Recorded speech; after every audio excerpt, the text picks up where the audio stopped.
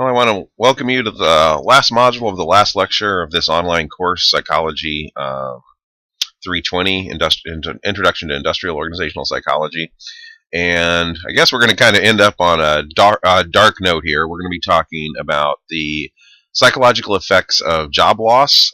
So basically, the emotions that come into play in one of the most traumatic, stressful events someone can experience, the loss of a job.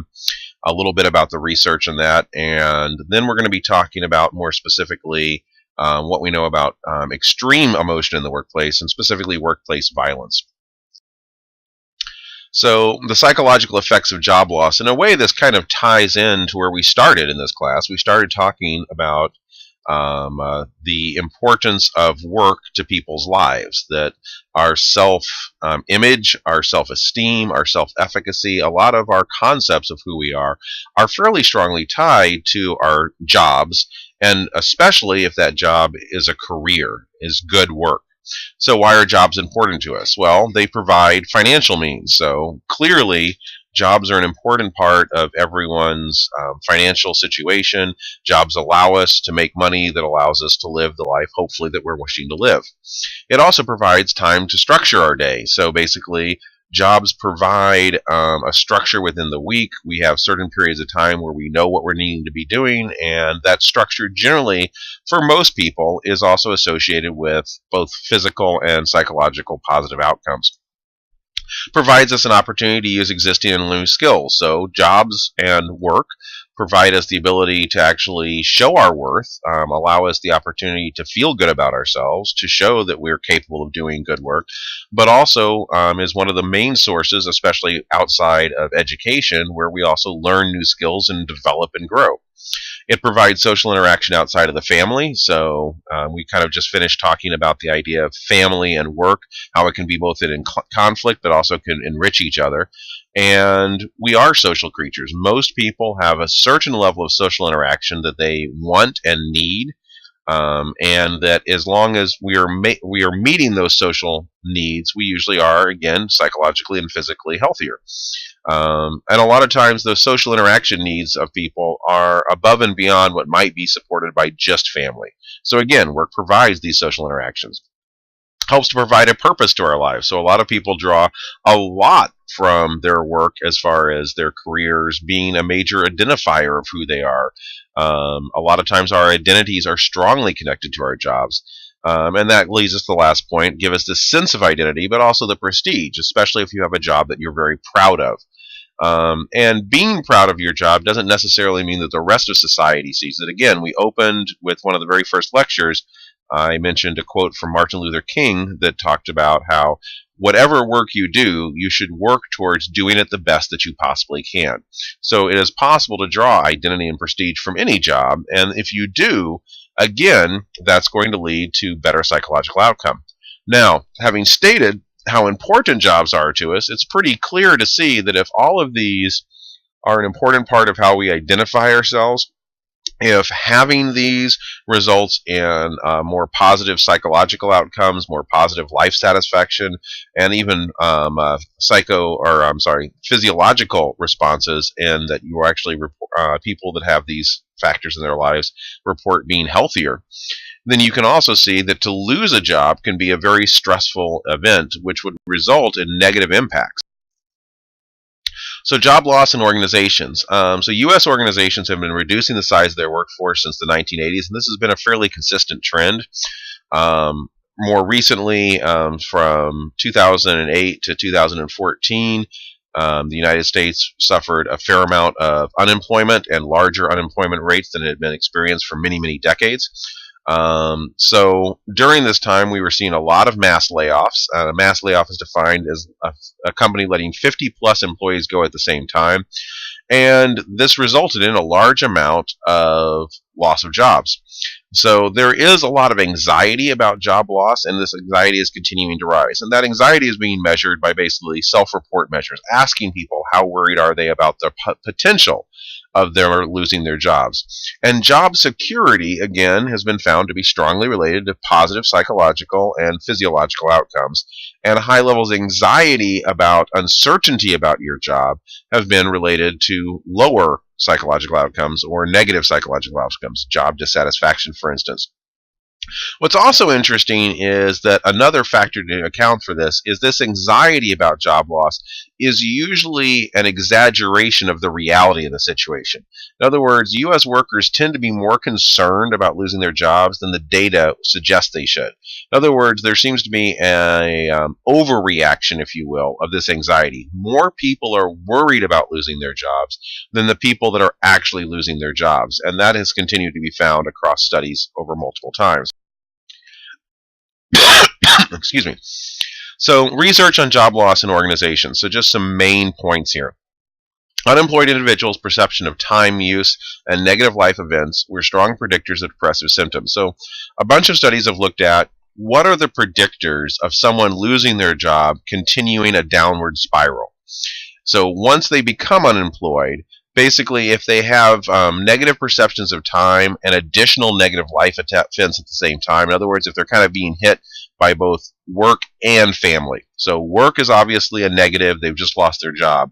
If there's also additional negative life events, that combination is hard to overcome, and most people reporting those were also reporting depressive symptoms and experiencing some level of depression. Likewise, if someone has lost their job, so a major negative blow to their work roles, if their family roles are solid, if there aren't other negative life events, if they have a supportive family, that is a pretty good predictor of them not falling into or prey to additional depressive symptoms. Perception of time use is basically, again, if someone becomes unemployed and perceives that they're still using their time well, in other words, they're looking for jobs, they're spending it with family, that again is going to be a strong predictor of not finding a downward spiral into additional psychological symptoms like depression. However, if the person views themselves as losing all that structure, not knowing what to do with their time, again, that's a big predictor. Employees' ability to distance themselves from the job loss was negatively related to distress about the job loss and positively related to reemployment. In other words, if someone was able, and think of this as we talked about coping systems, so there's problem-based or task-based coping, and there's emotional-based coping. Emotionally based coping means the problem can't be fixed, but the way you think about the problem and the way you frame it reduces the amount of stress you experience. That's what this middle point is talking about. So if you can distance yourself from the job loss, in other words, well, it happened, it wasn't in my control, it wasn't because of me, and I need to just move on. In that case, people were less distressed about the job loss and also were more likely to become reemployed in the near future. Now, if someone was not able to distance themselves, in other words, they took the loss very hard. They were focused on the negatives, they were focused on how unfair it was, they were focused on how much they wish they still had their job. This was related to higher levels of distress, and it took that person, on average, longer to get reemployed. Finally, layoff survivors tend to be less productive, less trusting, more angry, anxious, lower morale, and lower job satisfaction. So this really isn't surprising. This is one of those things that, a lot of times you'll read a study and you're like, we had to do science to find this out. But basically, again, thinking about the psychological effects of why jobs are important, losing a job is probably going to have some pretty serious negative effects on that person. And those that get laid off and find work, it takes them a little while to recover. They usually are a little bit more suspicious, less productive in their new job, so less trusting. They tend to be a little more anxious, lower morale, and lower job satisfaction. So taking these 3 points into consideration, what we have here is some information that organizations can use and individuals can use. So basically, if you suffer job loss, what this research is telling you is you should be keeping yourself busy, and you should really be focusing on making sure there's positive events occurring, or at least no stress occurring if you have control over it in your other roles outside of work. So that's the first point. The second point is that you need to think about using emotional coping strategies to get over the loss. In the long term, it will have a positive effect as far as you'll be less distressed, and you'll also probably find work quicker. And finally, recognize that as a survivor of job loss, there is going to be some tendencies to be a little less trusting, a little more anxious, a little less satisfied with your next job, and to be a little proactive in that. Organizations can be a little bit aware of how can we help employees that we are having to let go.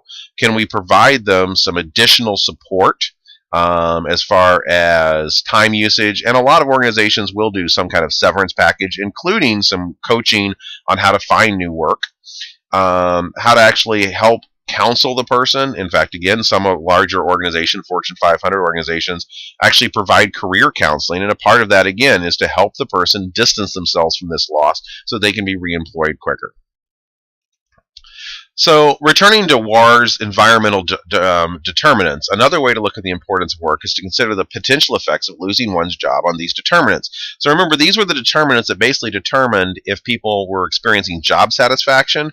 So this was based on a lot of research, things, basically antecedents or causes of higher job satisfaction. So briefly, just the opportunity for personal control in your work, the opportunity for skill use, the variety of skill use, environmental clarity, so knowing what you need to be done, and having a valued social position. So it's pretty clear to see right there that losing your job is going to be an impact on a lot of things that cause satisfaction. And when we were talking about work-family conflict, we talked about the spillover model, that basically if you're satisfied in your job, you're more satisfied at home. So there is kind of a secondary effect that losing these very likely will not only result of lower job satisfaction, your job satisfaction will probably be very low, you just lost your job, but additionally will impact your family satisfaction, your life satisfaction. Additionally, jobs provide externally generated goals, the availability of money, physical security, supportive supervision, and opportunity for interpersonal contact. So this is just kind of reminding you that when we talk about the psychological effects of job loss, a lot of the antecedents or causes of people being happy with their work, being committed to their organization, are automatically going to be lost when someone loses their job. Okay, so we've talked about kind of what we know about job loss. I really haven't talked a lot about the specific techniques that are used for when people have to be fired. There is a fair amount out there in the human resources and organizational behavior literature that talks about how is the best way to fire someone, how is the best way to lay off people, what kind of support can an organization give. If you're rehiring people that have been laid off, what methods can be used to try to increase them. I really just wanted to kind of briefly kind of focus that when we're talking about emotions in the workplace, one of the biggest things that cause emotion in the workplace is job loss. So again, we're talking about the idea of emotions in the workplace, specifically stress and strain. And another potential negative outcome of someone under a lot of stress and experiencing strain is workplace violence. And that's what we're going to talk about now. So when we talk about workplace violence, behind this is, before we even start talking about the research and specific findings, it's important to just focus for the moment on the word violence. When we look at violence, a lot of the research on violence has a problem in that we don't necessarily have a common definition for violence. So within the discussion on these slides, what I really want you to think about is that when I say violence or aggression, we're talking about a spectrum that starts with negative comments and passive-aggressive actions, saying things bad about someone behind their back, insulting someone to their face, doing something to make someone else look foolish, all the way up to murder. So workplace violence, when we hear the term workplace violence, what we usually think of is workplace shootings. We think of very extreme events. But workplace violence and aggression, kind of this broad spectrum of behaviors, are an entire range of negative outcomes that can come from, again, certain causes. And we're going to talk about, again, how can you predict the likelihood of violence or aggression occurring in a workplace? And once we know what predicts violence in a workplace, what can organizations do to reduce those factors to make it less likely? So just some data. Homicide is one of the leading causes of death among American employees. So if we actually look at people that are employed full-time in the United States and look at cause of death with just that population, so we don't have kids in there, we don't have unemployed people in there, we don't have homeless people in there, we also don't have retired people in there. We're looking at people that are gainfully employed 40 hours plus a week. Homicide is one of the top causes of death. Now, that's kind of chilling if you think about it. So that actually means that there is now, I should also state that the group that we're focusing on, people, full-time workers, are generally people that are relatively healthy, because they're capable of working 40 plus hours a week. They're generally between the ages of 18 and 65. So this is a group that doesn't die as much as other groups. So when we say homicide is a leading cause of death amongst American employees, that doesn't necessarily mean that hundreds of people are being shot at work every day. But it does mean that it is one of the possible threats that someone does face, even if it's a small one. Retail sales workers are the most frequently assaulted and threatened. So again, that's not homicide, that's assault or threat. And again, when you think about it, retail sales workers are often the most vulnerable. And we're going to talk about some of that vulnerability to workplace violence as we move on. In 1993, more than 2 million workers self-reported being the victims of physical attacks. 6 million had been threatened and 16 million had been harassed. Harassment numbers have been fairly stable, actually reducing slightly. But as far as the actual amount of people reporting physical attacks, the numbers have been fairly stable.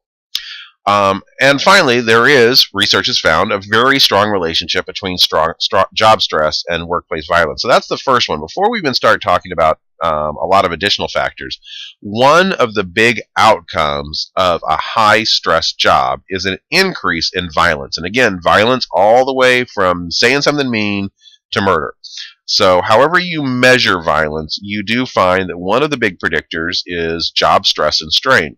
So the first thing we can do to reduce the likelihood of workplace violence is to be designing jobs that have less stress or better management for stress or better types of stress that don't result in large amounts of strain. So risk factors for being assaulted at work. So research that's looked at those that have actually experienced assault at work. And again, assault is, in this case, what we're talking about is an actual physical attack. So we're not talking about passive attacks at this point or verbal attacks. We're talking about there was an exchange of blows.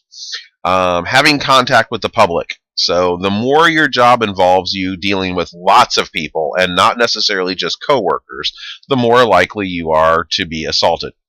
Being involved in the exchange of money. So if you're actually, and think about this, if you're in constant contact with the public and you're constantly exchanging money, you're basically in a position where you're probably doing cash register work at a small store. Which also puts you at a higher likelihood of being the target of criminal activity, i.e. robbery of the money, which is therefore an assault. So this makes a certain amount of sense. Delivering passengers, goods, and services. So if you transport goods and services or people from one place to another, where you're stopping at locations all across a work area, a city or a geographical area, you are more likely to be assaulted. And again, at this point, you now are by yourself, most likely, increasing the chance of criminal activity. If you have a mobile workplace, which kind of dovetails or connects with the previous point, taxi cab drivers, police cruisers, police are obviously much more likely to be assaulted at work, but also taxi cab drivers, bus drivers, etc. If you're working with unstable people, so if you're in healthcare, if you're in social services, if you're in the criminal justice setting, if you're a prison guard, you are much more likely to be assaulted for work. And also, when we start talking about, that homicide is one of the leading causes of death amongst the working public, it's also important to realize that a pretty large chunk of the working public is working in situations that homicide is a possible negative outcome of the work that they do. Again, police officers, and again, healthcare workers, social services, criminal justice settings. And finally, working alone in small numbers. So if you want to greatly reduce your chance of ever being assaulted at work, work at a job that doesn't involve you interacting with non-coworkers very often, does not involve the exchanging of money, that you're not delivering goods and services, that you're not at a mobile workplace, that you're working with fairly stable people, and that you work in a large facility with a large number of people. All of those reduce the likelihood of exposure to violence. So workplace violence, the interest in this topic really increased after Patrick Sherrill killed 14 of his co-workers at Edmond, Oklahoma's post office and coined the term going postal.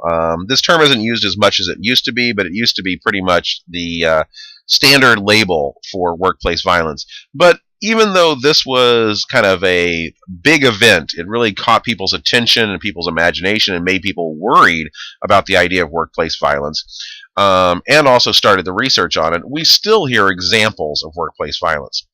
Most violence at work is initiated by organizational outsiders rather than insiders. So what this means is that the vast majority of violence, especially physical violence in workplace, is often being brought into the workplace from someone outside. So it's a customer that's being violent. It's a criminal that is responding to the police. It is a disgruntled person that used to work there. So organizational outsiders can also include people that have been terminated. And sometimes it can also be family disputes that have spilled over to the workplace. In other words, the person doing the violence is related or is known by someone that works at the organization, and they're coming into the organization to do violence to that person and that person's friends and coworkers. Studies have looked at profiling the lethal employee. Now, again, this is kind of controversial research in a way, the idea of profiling people, trying to determine what the pattern is, but it is still useful to sometimes go, who is the person that's most likely to be violent in the workplace? Because that also gives us some information on possible ways to reduce the likelihood of violence occurring. So the profile of a lethal employee, looking at, again, this is, now we're saying lethal, so this is homicides in the workplace. Generally white male employees between the ages of 30 and 60. And if you're starting to notice some different information on each slide, so for example, when I talked about workplace violence, I said it most likely comes from organizational outsiders. That's because when we talk about violence, we're talking about, in that particular study, we were talking about just physical aggression. We're now talking about homicide again, people that actually, quote unquote, go postal. And generally speaking, murder in the workplace is more likely to be an actual employee, white male between the ages of 30 and 60. They tend to be socially isolated, who no one knows very well. And again, so think about this from just an organizational viewpoint. We know how important the socialization is in a workplace. We know how important that people draw from that as a positive, that when people get the opportunity to be social at the workplace, it basically helps their overall life satisfaction. So organizations, again, can be thinking about not trying to find out who's a social isolate, but how do we set up a workplace where people are unlikely to be isolated socially? They tend to experience at least one triggering event within 1 year of the violent incident. So again, there usually is some negative events that have occurred at work, and sometimes those negative events may have been able to be handled in a better way that wouldn't trigger someone. Often vocally aggressive and acts out violent behavior. So again, thinking about having not necessarily a zero tolerance policy, but organizations thinking about when we see minor examples of aggression and violence, we should probably start talking about counseling the person and giving training at that point instead of just ignoring it. Often exhibits bizarre and unusual behavior observed by coworkers, and will typically exhibit at least one of the following behavioral warning signs, often 2+. So a history of violent behavior, evidence of severe psychological disorder, chemical dependency, obsession with an individual, either within or outside of the organization, chronic frustration, preoccupation with weapons. And by the way, this profile fits similar profiles that have been found about a lot of mass shooting, not only those within workplace settings. Okay, we're going to end up with a couple of models of workplace violence. First is O'Leary and Kelly, Griffin and Glue, 1996. Basically, this suggested that there's organizational motivated aggression and organizational motivated violence. So aggression is attempts by someone inside or outside the organization to cause injury or be destructive as a result of some organizational factor. So again, this is kind of delineating the idea that violence occurs. What we're more worried about is when organizational factors motivate that aggression. And aggression in here is an attempt by someone to cause injury or be destructive. So destructive can be trying to reduce productivity, again, just negative comments, all the way up to actual injury. Organizationally motivated violence is negative effects on people or property that result from this aggression. So violence is often a way to think of what is the actual cost of the aggression. That's violence. So O'Leary, Kelly, Griffin, and Glue basically were suggesting that one of the things we need to recognize is that we need to focus as industrial organizational psychologists on what are the organizational factors that actually result in aggression and violence. So they put a lot of importance on both environmental and individual characteristics. So what is the profile of someone that's more likely to be aggressive? Is there a way to stop it before it happens? And also, is there particular environmental cues in organizations that, again, are more likely to result in violence and aggression occurring in that organization? And one of the things they found was that rigid, punitive, and aggressive organizations may encourage additional employee aggression.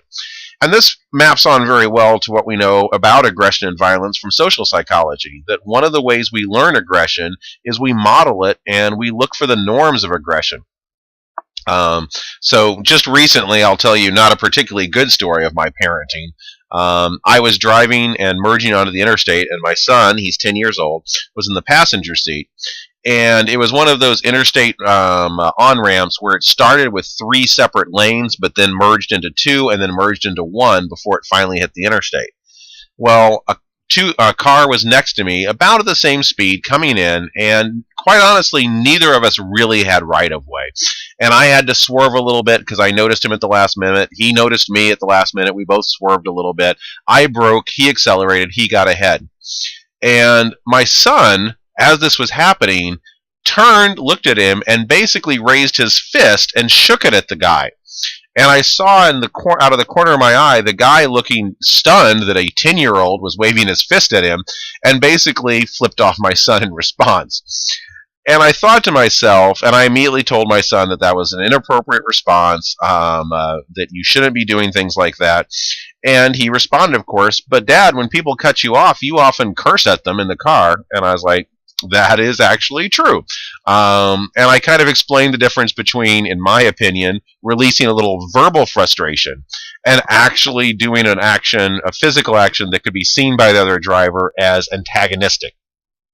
So we debated this a little bit, but again, I had set up a norm of behavior. If someone cuts you off, you can respond angrily, and my son picked up on that and modeled my behavior in a new way. Research on workplace violence finds that when you have a rigid, punitive, and aggressive organization where that's the norm to be a little more aggressive, that management is very rigid and tends to punish, that also encourages employees to model that same behavior, which increases the likelihood of violence. For those parents out there, I've resolved myself to be a better role model to my son when driving. So another model of workplace violence, kind of building on that previous one, was 1998, and this is Martinko and Zellers. And they basically reviewed all of the literature on workplace violence and workplace aggression to look for themes that were found consistently. So they found 4 reliable findings. Higher levels of frustrating events lead to greater incidents of aggression and violence. So that makes a lot of sense. Aggression and violence is usually strongly connected to basically being frustrated, aggravated, anything that agitates us, anything that annoys us, tends to increase our likelihood to respond with aggression and violence, and to find that in a workplace makes perfect sense as well. So again, this does tell us if we set up a workplace or a setting, a job, a career, sorry about that, I got a telephone call here in my office. Okay, as I was saying, so frustrating events leads to greater incidents of aggression and violence. So again, can we set up workplace settings that are less frustrating? So this kind of, again, feeds into that. When you reduce stress or set up a situation that allows stress to be handled better, one of the actual positive outcomes is you're also at the same time reducing the likelihood of workplace violence.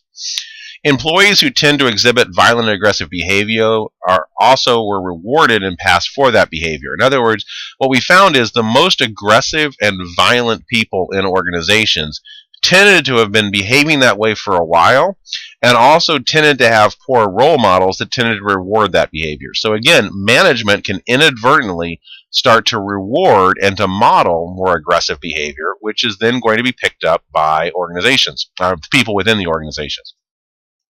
High external locus of control employees are more likely to respond to negative events in an aggressive and violent way. So, external locus control is the belief that your life is out of your control, that you're not in control of what happens to you. If good things happen to you, it's because of luck. If bad things happen to you, it's because of bad luck. It's not anything under your control. So if you have internal locus of control, if a negative event occurs to you, you'll often own that event. You'll often think about, what did I do to contribute to that negative event happening? What could I have done better? If you have an external locus of control, you don't believe you could control that event. You view it very unfairly. Why did this negative thing happen to me? And therefore it is more frustrating, and because it's more frustrating, it's also more aggressive and violent. Also, research has consistently found that males are considerably more likely than females to be aggressive and violent in the workplace. And specifically, I'd like to focus on, a lot of research has also found that if you compare men and women on aggression, the differences are not that big. Men are more aggressive, but it's not like men are from Mars and women are from Venus. Women are never aggressive, men are always aggressive. It's more a small shift towards men being more aggressive. It's also important to note that if we just broaden that definition to aggression in any form, so all the way from a passive-aggressive comment or trying to sabotage someone up to violence, there's very little difference in the total number of aggressive and violent acts that men and women basically participate in. It's also that men are more likely to be on the more violent physical end of the spectrum, and women are more likely to be on the more passive verbal end of the spectrum. So the same study, Artico and Zello, has also made some tentative findings. So these are ones that are somewhat supported by the research, but not in all situations. So minor frustrations at work may serve as a trigger for aggressions. So if you have someone that has a tendency already to be prone towards aggression, even minor frustrations can cause eruptions. Individuals high in negative affectivity are more likely to respond to aversive outcomes with aggression than those with negative affectivity. And again, this has something to do with just how you're framing the situation. So if you're high in negative affectivity, it means you tend to look at the world in the negative. You tend to focus on the negative of any event, which means that if there's a negative event in your aversive outcome, in other words, something happens that you're not happy with, you're going to focus on that negativity, which is going to therefore be more frustrating, which is going to lead to more likelihood of aggression and violence. Likewise, if you have high positive affectivity, you tend to always look for the silver lining. So even if there's an aversive outcome, you're going to frame it in a more positive way. Well, maybe I didn't quite really want that promotion. Well, at least now I get to continue to be around my coworkers. You'll look for the positives, which means it's less frustrating, less likely to lead to aggression and violence. Another little caveat, and a caveat means an exception to what I've been saying, I do want to point out that when we talk about more likely to be violent, more likely to be aggressive, we're usually talking about fairly small increases.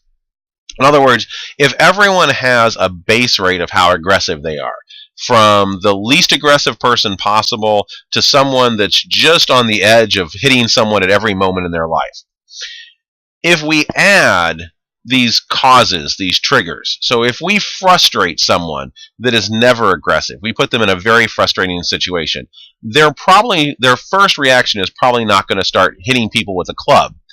But they may be a little less friendly. They may be a little less making eye contact. So these causes or these predictors of aggression, I don't want you to get in your head that I'm suggesting that when a negative outcome or an aversive outcome happens in the workplace, someone with negative affectivity immediately is going to go get a gun. What it means is if that person typically is occasionally aggressive in the way they talk to people, you'll see a slight increase in that kind of behavior. And if we have that profile of the lethal employee, we have someone that fits that profile to a T. They have past behavior of violence. They've been rewarded for violence in the past. They react very poorly. They're having psychological health problems, etc. And that person is put in a frustrating situation. That person then may be more likely than normal to behave violently. But they would have been already primed to think of violence as a possible action. I hope that makes sense. So we're not talking about these as, I often like to say that, watching violence on TV doesn't take a innocent young child and make them immediately into a serial killer.